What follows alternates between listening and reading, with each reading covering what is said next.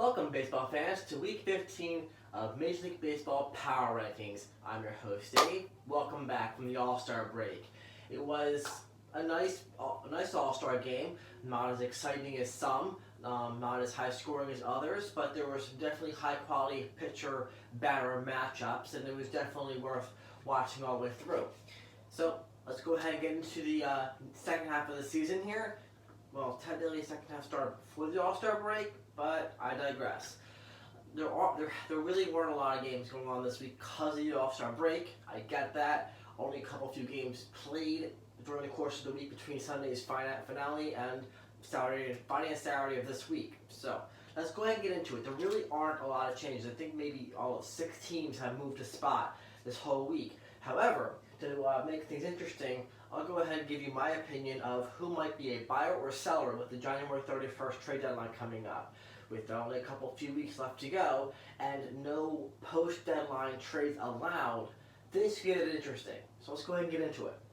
Coming in at number 30, the Detroit Tigers.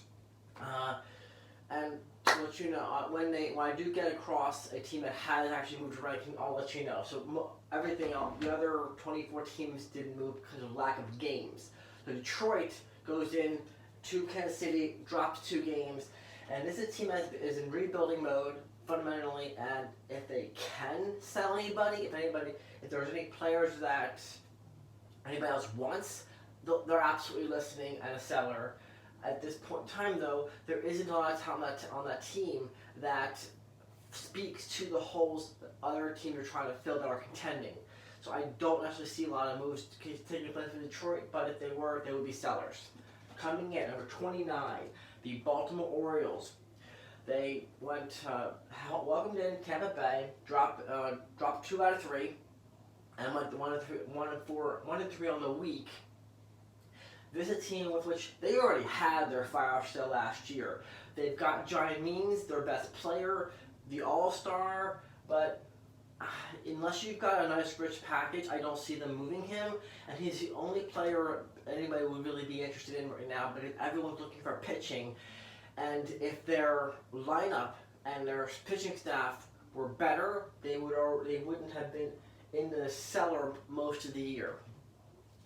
So they would be sellers if anybody was interested in taking their pieces. I just don't see it, outside maybe John Means. 28, Kansas City Royals. Kansas City welcomed in Detroit, took both games. We'll see how the season finale goes. Like the first 3, absolute sellers if there's any pieces that anybody's interested in. Number 24, the Miami Marlins went 1-1 against the New York Mets, and got to watch some of that game. Thor, Noah Syndergaard, was dominant enough, gave up 2 runs against a team that is finding their identity. So, much to do with that. I like the fact that the Marlins are being competitive with more of their division. They went from struggling against Washington and the Mets and dominating Philadelphia and Atlanta to now they're starting to make waves against the Mets and potentially in the future Washington. We'll see. But I like to see them this competitive against their own division. This is a team that already had their fire sale when new management took over, shipping off Christian Yelich, shipping off Giancarlo Stanton, shipping off Romuto, shipping off all the talent they had. At this point in time, they are taking pride in the fact they signed them high-quality international prospects. They are taking pride in the development of their farm system. If there's any prospects, any players with which they see a right fit for and bringing in talent, obviously they'll do it. At this point in time, I see them staying put more than anything else. They like what they've got, and they're trying to build around what they got. So we'll see how that goes. Coming in are 26, the Toronto Blue Jays. Toronto went into New York, split the first 2 games. I absolutely give them hats off for that. They went into New York, instead of rolling over, they're actually staying competitive. Granted, they're like 4-2 on this, or 2-4 on the season against New York, having dropped 2 out of 3. No, I think they won 2 out of 3 in Toronto, lost 2 out of 3 in New York. So now it's 1-1. They are the most competitive against New York of their whole division. So hats off to you, Toronto. You've got a bunch of young players. It's a rebuilding year. At the same time, I think that they are more sellers than anything else. if they have pieces that somebody needs, I'm sure they're listening to offers, but they're definitely not buyers. I wouldn't be surprised if they moved anybody, frankly. Coming in at 25, the Seattle Mariners. They went into LA, dropped both games, not surprised, and they've already started selling with Edwin Encarnacion to the Yankees. And if they had anybody else that somebody else was interested in, and for the right price, they would absolutely sell. They were definitely sellers. I just don't know that they're going to do any more business this year because their team is fighting and pushing their way down the power rankings. Therefore, at this point in time, they're just trying to get something out of their current roster and hoping that future player development players will come up and make a difference for them. Maybe they might make waves on the offseason.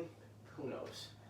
Coming in at number 24, the San Francisco Giants, absolutely a seller. They're already shopping around Bumgarner and others. Is proclaimed that they would not move Posey. I disagree. I think everybody is on the chopping block. I think they're listening to offers on anybody. It's all about getting the right deal in, and they'll absolutely move them. Definitely sellers. And they go into Milwaukee and they take 1 out of 1. And it's one of those things where you tip your cap to the Giants when they're able to take games from, regardless of the series, games themselves against higher ranked teams and higher power teams. At the same time, how much of that is because they are having good games or versus the other team laying an egg that day? You be the judge. Let me know what you think in the comments below. Coming in at number 23, the Chicago White Sox. Chicago went into Oakland and dropped 2 games. That hurt. At the same time, that also shows that Oakland's no slouch. Having said that, Chicago are definitely sellers in this market. They have and some nice talent in Abreu and others, but they have to get the right package forward. They are a team with which need more than a piece or two to be contenders in their division. At the same time, they've also got a lot of talent they're trying to develop and trying to get them experience and etc. So I think they would definitely sell for the right price. We'll see if they get their price or if people are interested in their pieces. A lot of these teams here are not going to make a ton of moves because the players they have, nobody else wants. Sorry. Coming in at number 22, the New York Mets went into Miami and split 1-1. The game they won against Miami was a foregone conclusion. It was entertaining to see Miami compete coming in, but they took care of business in the other game.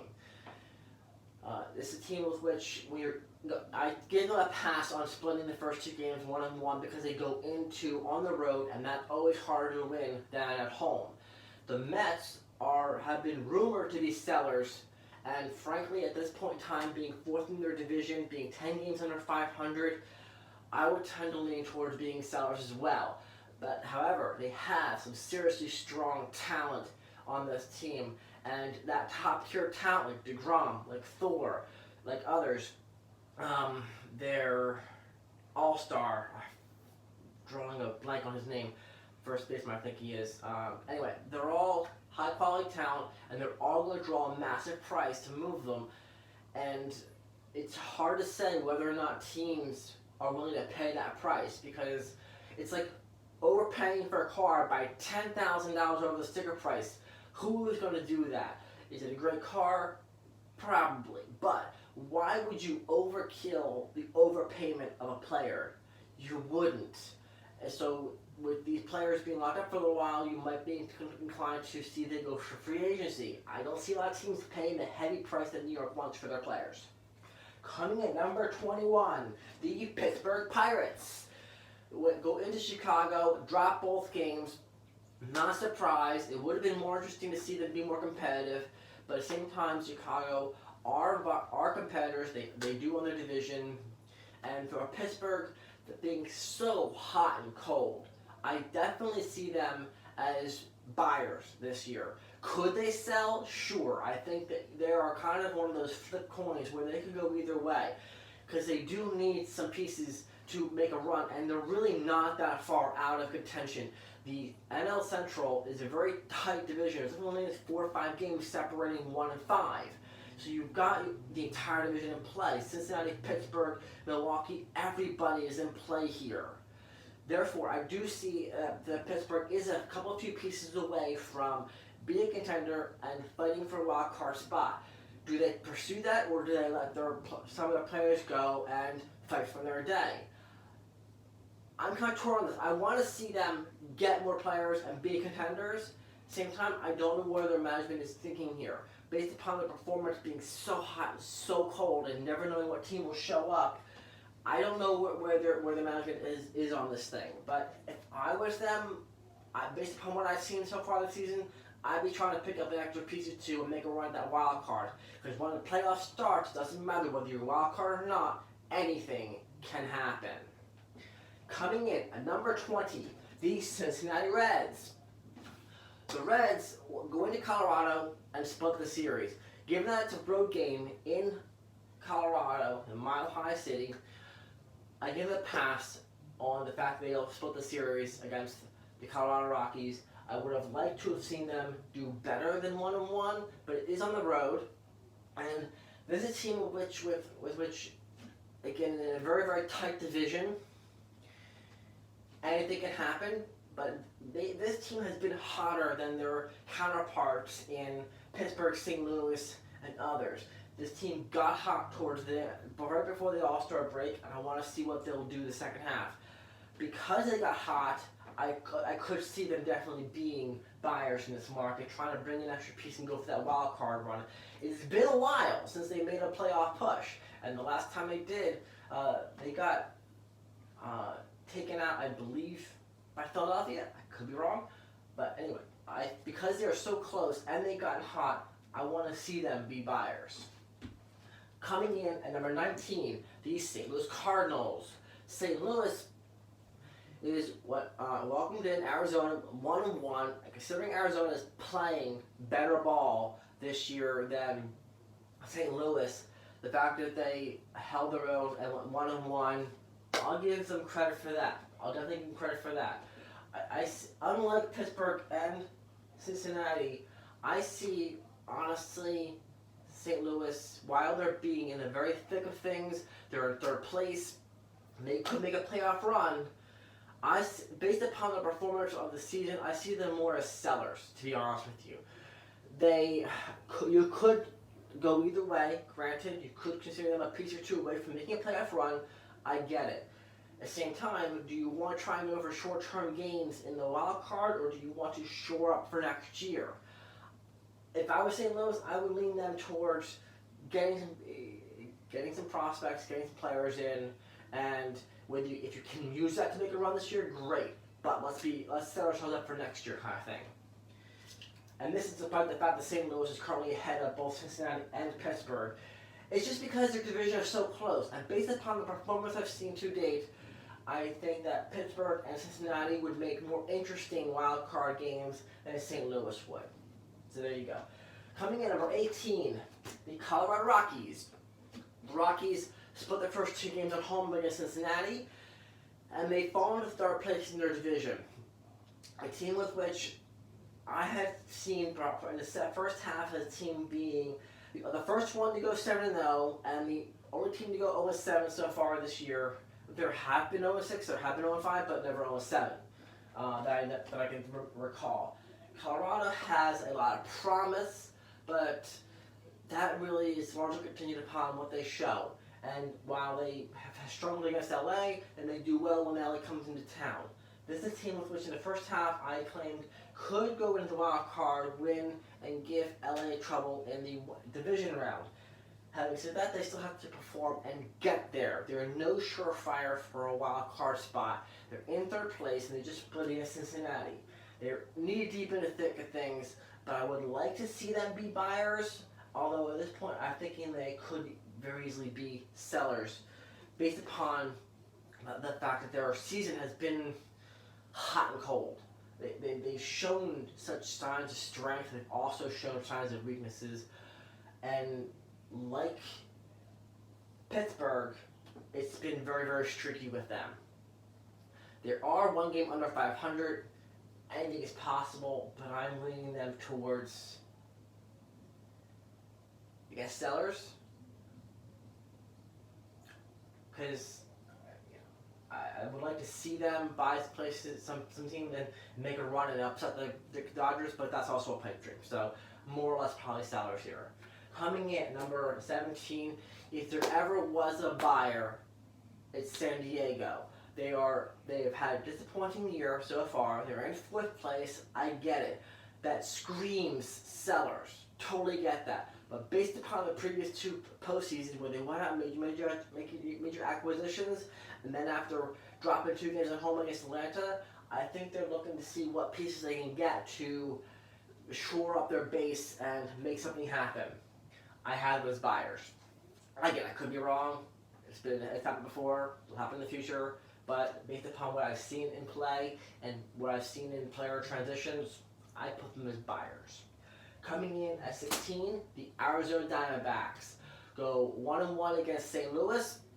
In St. Louis, they are number 1 in their division. Definitely buyers. They made some decent trades and got some decent players for their during the offseason, and now they're in first. No, they're not in first place. They're 2nd place to LA. And they definitely are in a prime position to try and make a push for that wild card. No one is going to catch the LA Dodgers. I don't see it happening. But if you're trying to go for that wild card, Arizona has the best shot of doing that at this point in the season. I see them as buyers. The Philadelphia Phillies. The Phillies have fallen 3 spots, and I'm very sorry to the Phillies fans. I hear all the time, when are they getting back in the top 10? When are they getting back in the top 10? And my answer is always when they win more games. They just dropped 2 at home to Washington. I cannot objectively rank the Phillies higher than the numbers show them to be. I'm sorry, Phillies fans. I just can't do it. At the same time, I've been saying this since the beginning of the season. This is a stacked team with your Jake Arrieta, with your Aaron Nola, with your Remuda, with your Harper, with your etc. This team is just stacked with potential. It's time to put the battery in, turn on the light switch, and go on a run. If anything, I see them as buyers, but I don't see them making a move. They got too much talent. If half their talent kicked into gear, you'd see a much different team. Coming in at number 14, the Milwaukee Brewers are down 1 spot. They split 2 games at home against San Francisco. Shame on you, Milwaukee. You're better than that. San Francisco were in the cellar. They are sellers this year, and you're going to let them come into your house and take a game. You better show up and take care of that finale against San Francisco, because your reputation and your season here has something to show the league here. You want to show that you were in first place and you were in the top 10. You were a powerhouse in the first quarter. Let's not fall off the face of the earth here. Let's take care of business, shore up game 3, and move on. I see them as being buyers. They need a few pieces to make a run. They are on the heels of the Chicago Cubs. They can definitely try and get that division. They haven't won the division since quite a while. I think the last time they went to the playoffs was when they had CC Sabathia that long ago. I definitely see them in a position where you bring in a piece or 2, get a few pieces off the IL, get a few pieces playing out of slumps, and they can definitely challenge the Cubs for the division, and they can definitely, if not the division, do something with the wild card. I see them as buyers here. The LA Angels of Anaheim.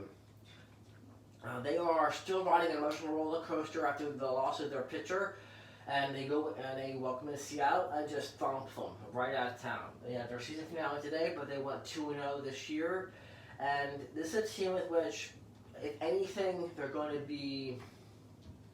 I would probably say they're going to stand still, not do much of anything. They might sell a player, they might buy a player, but more likely they're going to stay on put. This is a team with which, like so many others, needs to get a few players hot, needs to get a few players some experience. They're not too far off from doing something with their team, and right now they're riding a bit of an emotional roller coaster. So we'll see what happens, but I don't see them making any moves.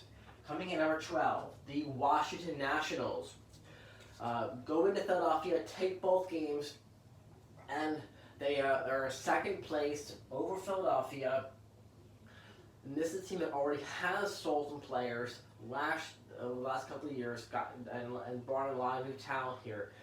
This is a team with which I don't see them buying or selling. They're kind of staying put. They need to get their current roster in shape and firing on all cylinders to make a run at things. I don't see them making any moves at all. Coming in at Boston, at number 11, Boston Red Sox. They are down one spot. They split the first two games against LA. Now granted, they did have home field advantage, but you still split against LA. This is what I'm talking about. Regardless of whether you win or lose the season finale against LA, you still won a game against LA. Despite everything I've played in your favor, you're talking about the league's #1 powerhouse, and you come in there and you defend home turf and take a game. Would it be a nice little feather in your cap if you took 2 out of 3? Sure. Am I expecting it? Absolutely not. There's also a team that is riddled with offense. There's a team that can definitely hit. Look at the London series. They hit like crazy. And it's just a matter of time for their pitchers to put on a streak and go for a run. Between Porcello, between Sale, between Price, you've got everything you need. Maybe buyers, if anything at all. I don't see them needing anything. So, this brings us to the top 10.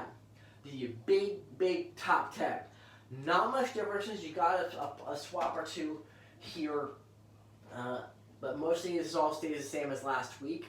Sorry to burst your bubbles. But let's get into buyers or sellers here.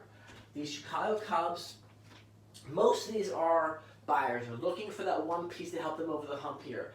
Chicago is trying to fend off Milwaukee and put some distance in there. They are definitely buyers if they can get the right pieces for the right price.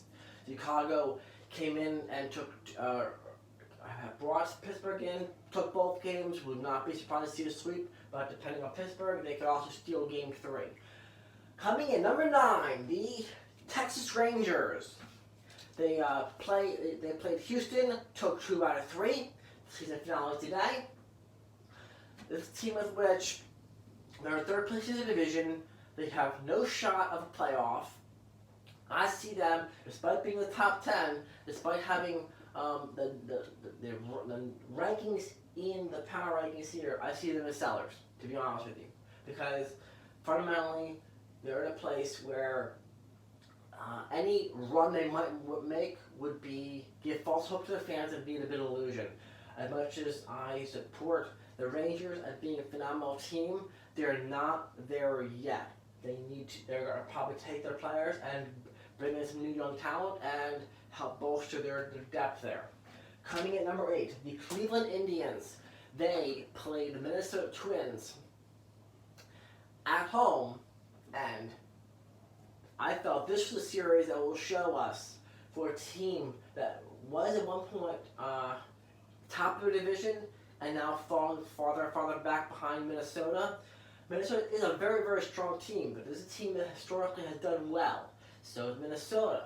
I thought this was going to be a dogfight to the end of the season. However, with home field advantage, bringing in Minnesota and then dropping 2 games shows that whether they'll be there in the end remains to be seen. But right now, their benchmark shows that they are definitely not the better team to Minnesota right now. This is a team with which are buyers because they're a piece or 2 away from giving Minnesota a run for their money and doing something with it. Coming at number 7, the Oakland Athletics. Welcome in the Toronto Red Sox, take both games. This is a team with which Billy Beane is historical for selling. I don't see them buying. I really don't. They're either going to sell pieces or they're not going to do anything at all. It's a team that has no shot of winning a division against Houston, but could make things very interesting with the wild card. Coming at number 6, the Atlanta Braves. Go into San Diego, take both games, and show the world, welcome back from the All-Star game. We're still firing all cylinders. Between Keuchel dominating against San Diego, and then Teheran doing the same thing. Pardon me if I mispronounced the name. This is a team that is showing strength. They are definitely buyers, if anything at all. I don't think they need to make a move, but if they do, it's definitely to shore up some depth. No question about it. Coming in, number 5, the Tampa Bay Rays. Tampa Bay has gone into Baltimore, took 2 out of 3, season finale today. This is a team with which I think it would be a crying shame if they didn't take that third out of that finale and make it 3 out of 4 this week. I realize that, especially on the road, it's very, very difficult to win 3 out of 4. I get it, but it's against Baltimore. This is an opportunity to say, I realize that Boston is head on my heels, and I'm head on the heels of New York. I need to get as many wins as I can to chase New York and shore up that wild card spot, if not take the division. If you're Tampa, you're buying players, definitely. Houston Astros, the powerhouse and foregone conclusion, now American League West winners. A foregone conclusion because I see it was just a matter of maintaining their pace, playing Astros ball, and they're no questionably be strong enough, especially at like over 23 games, over 500. No problem get your division. Could they collapse? Yes. I just don't see it happening. There are too many weapons. But they do go into Texas and drop 2 out of 3. It's a divisional race, so therefore Texas is obviously going to be more difficult. It's a battle of the Lone Star State. It's a divisional game. I take that with a grain of salt, dropping games to Texas, because it does not define who Houston is. It's more of a hats off to Texas for taking 2 out of 3 from Houston. From a Houston standpoint, if anything, they are buyers. They don't need to make any pieces. They need players back from the IL, and they need players to get their groove back. They got a lot of players in slumps and underperforming. They have all the pieces they need to make a deep playoff run. But if they're going to do anything, it's going to be buyers. The Minnesota Twins. Talk about a team that screams buyers here, because they already have shown their mental throughout the course of the year. They're number 1 in the American League Central. They have all the pieces they need to get to the playoffs, and with their lack of playoff experience on their team, it remains to be seen how well they'll do in the playoffs. But currently, the playoffs would end right now. You would have Minnesota versus Houston for the divisional series, in which, if that's the case, as good as you are now, getting some more pieces to help you compete with Houston is an absolute necessity for them. Do they have a lot of great pieces? Yes. But if you're going to go on a 5-game set against Houston, get whatever you can get. I'm not even kidding about that. Coming in number 2, the New York Yankees have already proclaimed that they are buyers unquestionably. And while their lineup is deep and all their injuries show how much deep their team is, their starting pitching has not been there. Most games, their starters don't get out of the 6th inning. So that's putting a lot of wear and tear on your bullpen. No matter how good that bullpen is, the more innings they pitch now, the less effective they'll be at the end of the season. So they already made themselves very, very clear that they are looking for starting pitching, but they'll take bullpen help if they can get it. They are definitely not looking for any bats. They already have more than enough. And despite that, they still went and got Edwin Encarnacion, even though they didn't need him, and he hasn't been performing well in pinstripes. Lessons learned, same time, they are fundamentally, absolutely, unquestionably buyers. The LA Dodgers could sit on their butts all year long and run away with their division. I don't see them making a move. I don't see them needing to make a move. I would, however, caution getting too overconfident in your depth going into the playoffs, because you don't want to get surprised in the playoffs. Having said that, they are looking to get to the World Series for the 3rd time in 3 years, and hopefully trying to bring home the ring this time. They've been very disappointed against Houston. They've been very disappointed against Boston. If they felt that they could get over that hump a little better by getting a piece in, they would absolutely do it. But with the trade market the way it is, I think anything they might bring in would probably cost them more than it's worth. Having said that, I want to know what you all think about what I think. So please leave your comments in the section below. Let me know where you think your team should rank going in the second half here. Let me know who you think should be buyers or sellers. I would love to hear it. If you just happen to be browsing through the web or YouTube and happen upon this video, please hit like and subscribe.